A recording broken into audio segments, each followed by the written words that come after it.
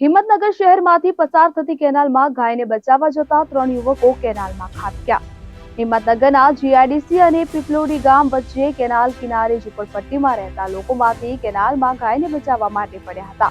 Police અને ફાયરની team ઘટના સ્થળે પહોંચી રેસ્ક્યુ ઓપરેશન હાથ ધર્યું હતું। એક યુવક પાણીમાં ડૂબી ગયો હતો। સ્થાનિકો દ્વારા 2 લોકોનું રેસ્ક્યુ કરવામાં આવ્યું હતું। ફાયરની ટીમે જણાવ્યું કે સ્થાનિકોનો કોલ આવતા તરત જ ત્યાં પહોંચી શોધખોળ હાથ ધરી હતી। સ્થાનિકો દ્વારા 2 લોકોનું રેસ્ક્યુ કરવામાં આવ્યું અને એક યુવકની શોધખોળ ચાલુ છે।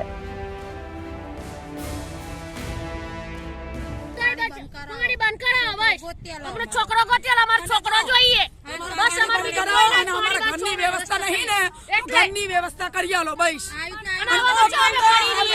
છોકરા તો કેટલા મરી જાવ પાણીમાં લાવી દેવો તમારી ગાય માટે છોકરા માટે તો મરી જાય છે બીજા છોકરા નહીં પડ્યો અને પાણી બંધ કરાવો પાણી બંધ અમારા છોકરા માટે છાપરામાં રહીએ છીએ અમારા ઘર નહીં બહાર નહીં સરકારે ખાલી જોવા માટે